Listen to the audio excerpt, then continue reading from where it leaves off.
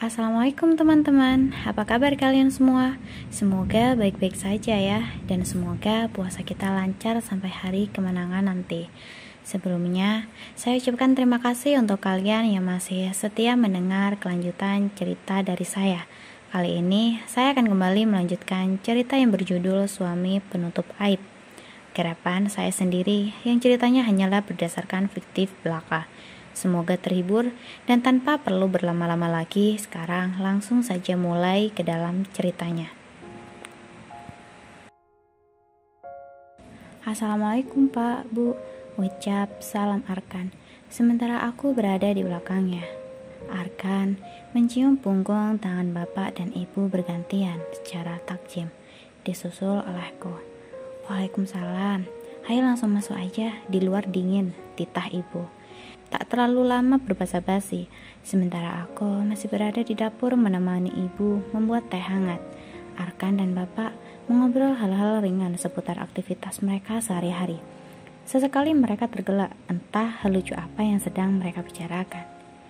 Biar nada aja Bu yang bawa keluar. Aku mengambil alih nampan dari tangan ibu. Ibu mengangguk sembari membawa pisang goreng hangat sebagai pendamping teh. Di saat cuaca seperti ini, kudapan seperti pisang goreng dan teh hangat sangat cocok menjadi teman mengobrol kala Rinai turun. Maaf nak, kami cuma bisa ngasih ini, ungkap ibu. Gak usah repot-repot Bu, justru Arkan yang harusnya minta maaf, datang ke sini gak bawa apa-apa. Gak usah merasa seperti itu, kamu mau datang ke gubuk ini saja, kita udah seneng kok, bapak menimpali. Iya gak Bu? Heeh. Ibu mengambil duduk di sebelah bapak, sementara aku berada tak jauh dari ibu. Harus hati-hati saat mendudukinya, sebab sofa kami hanyalah sofa lama yang dimana sebagian kayunya sudah laput dimakan rayap. Rasa malu sebab kondisi keluargaku tak kupikirkan lagi ya.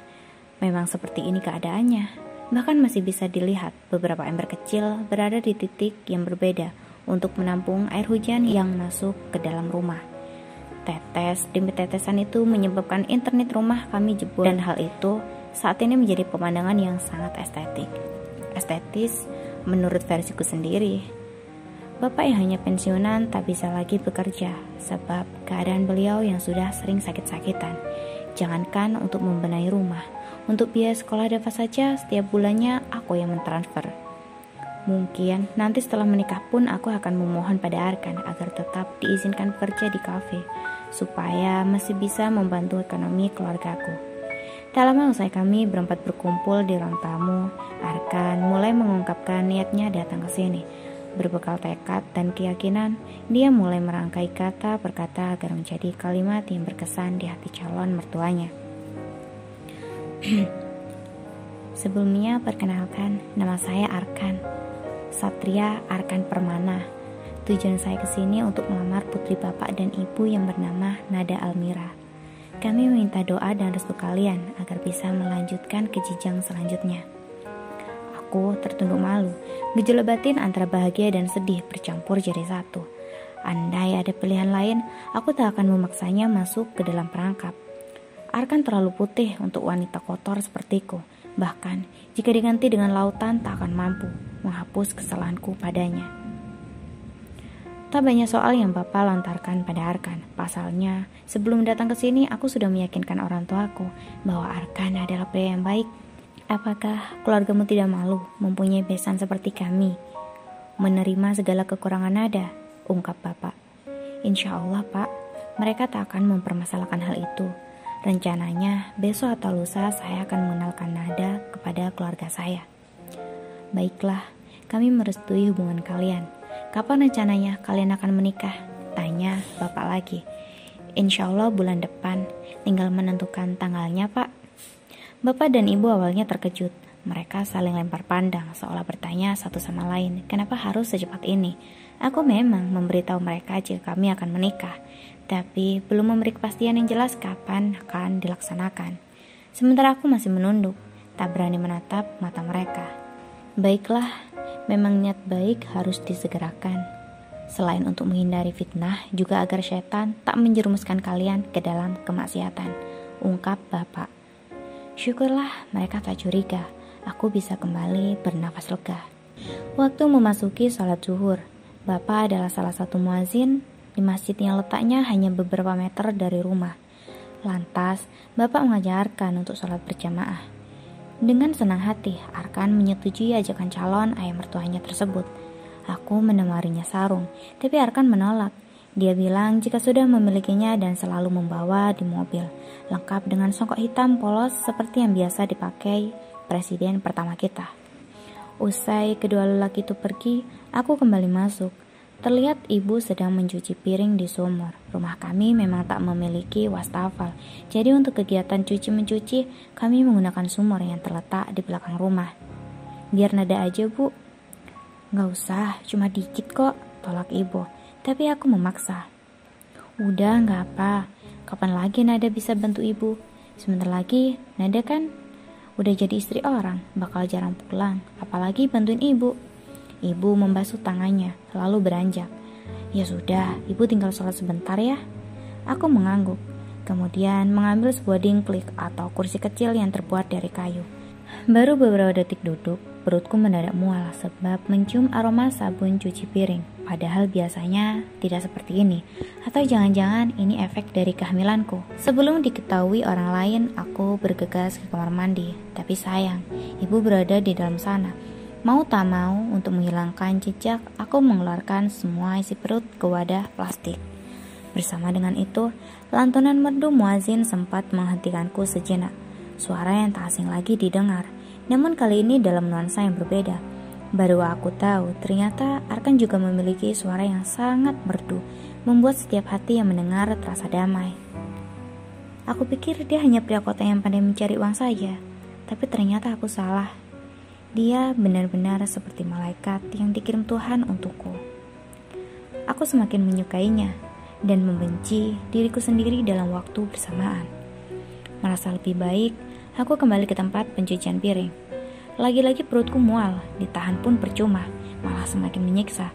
Tak mau ambil pusing, aku memuntahkannya ke dalam lubang pembuangan yang berada di sisi lain di sumur ini juga. Tanpa sepengetahuanku, ibu memperhatikan dari kejauhan. Aku sempat melihatnya sekilas, namun seperti acuh, beliau pergi tanpa menanyakan perihal kondisiku. Akhirnya aku mencuci piring menggunakan masker. Setidaknya bau itu tak terlalu menusuk hidung. Selesai mencuci piring, bergegas wudhu menyusul ibu sholat di kamarnya. Karena tak mau mukena, aku meminjam dari ibu. Namun saat masuk ke kamar beliau, suasana mulai berbeda. Wajah ibu tak sehangat sebelumnya. Beliau seperti sengaja menghindariku. 4 rakaat sudah terlaksana. Aku keluar lalu mendatangi ibu yang kebetulan sedang berada di dapur. Hujan yang tadinya mulai mereda, kini kembali turun deras. Mungkin itu alasan Bapak dan Arkan belum kembali juga dari masjid. Tolong kupasin bawang-bawangan itu, titah ibu. Entah buat apa aku juga nggak paham. Padahal di bawah tutup saji ibu sudah memasak beberapa macam makanan. Meski terlihat biasa, tapi yang membuatnya spesial karena ibulah kokinya, yang dibuat khusus untuk putri dan calon menantunya. Baru saja membuka kulit bawang putih, perutku mual lagi. Bedanya kali ini disaksikan ibu langsung. Benar, ibu tak berkata apa-apa, tapi dari sorot matanya seolah mengetahui apa yang terjadi denganku. Insting seorang ibu memanglah sangat kuat. Kembalinya memuntahkan yang sebenarnya sudah tak ada yang bisa dimuntahkan lagi kecuali air asam dari lambung. Aku kembali ke dapur. Kali ini suasananya lebih mencekam. Mata ibu sendu menahan duka. Aku sendiri belum tahu penyebabnya. Ikut ibu ke kamar, titahnya. Sampai di kamar, ibu mengunci pintunya. Kemudian, beliau duduk di tepi ranjang membelakangiku. Aku hanya bisa tertunduk pasrah, dalam hati menerka-nerka apa yang sebenarnya terjadi dengan ibu. Padahal tadi waktu baru datang, ibu tidak seperti ini. Sikap ibu yang irit bicara menjelaskan jika aku telah melakukan kesalahan. Sampai detik ini aku masih belum mengerti di mana letak kesalahanku. Apa ini alasanmu menikah bulan depan? Wajahku terangkat, menatap wanita parubaya yang masih terlihat punggungnya, sedangkan mulutku mengatuk rapat. Khawatir salah bicara. Kenapa kamu tega melakukan ini sama ibu dan bapak? Apa salah kami sama kamu, nak? Suaranya terdengar parau. Aku tahu ibu sedang menahan tangisnya. Buru-buru pindah tempat. Kini aku berada di depan ibu, duduk bersimpuh di bawah lututnya. Benar saja, mata ibu basah. Ibu kenapa nangis? Apa Nada melakukan kesalahan? Wajahku menengadah sembari mengusap air mata yang membasahi wajah ibu. Tanpa diduga, ibu menepis kasar tanganku. "Lepas! Kamu bisa membohongi semua orang, tapi kamu gak bisa membohongi ibu." "Kamu hamil kan?" cecar ibu. Kedua matanya menyala marah. Namun jauh di sana terdapat kesedihan mendalam yang membuat wanita ini sampai menitikkan air mata. Mataku terbelalak, tertegun mendengar ucapan ibu yang sama sekali tak terduga.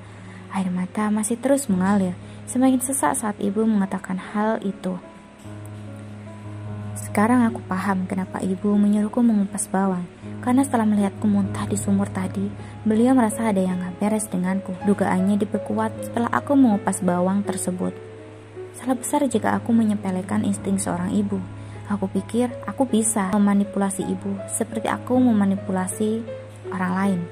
Namun, aku salah. Aku masih terdiam, tak berani mengungkap apapun. "Apa pria itu yang melakukannya?" Sembari menunjuk keluar, yang dimaksud Arkan. "Katakan, Nak." Ibu mengunjang tubuhku. Masih tak mendapat respon. Ibu pasrah. Beliau melepas tangannya dari bahuku, lalu mengusap kasar wajahnya yang basah. "Oke, gak apa kalau kamu gak mau bilang. Ibu akan tanyakan sendiri ke dia." Ibu beranjak, namun dapatku juga segera dengan merangkul kedua kaki beliau. "Ibu, maafin Nada. Nada gak sengaja melakukan itu. Itu hanya kecelakaan, Bu. Nada akan ceritakan semuanya. Tapi ibu harus janji gak akan bilang ke siapapun, termasuk Arkan." Mendengar itu, ibu sedikit luluh. Ia urungkan niatnya keluar, lalu kembali duduk di tempat sebelumnya.